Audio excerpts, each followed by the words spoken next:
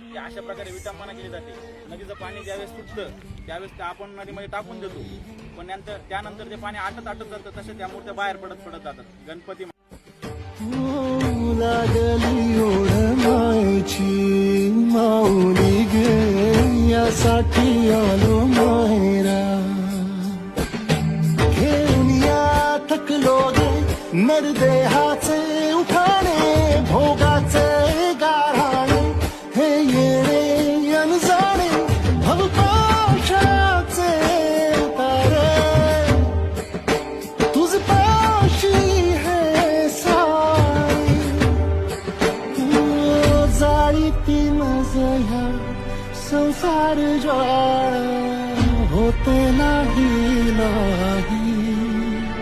जर पाण्याचा त्या ठिकाणी प्रवाह जास्त असेल त्या ठिकाणी विसर्जित करा, बाहेर विसर्जित करू नका आणि पाप करून घेऊ नका. हीच नम्र विनंती.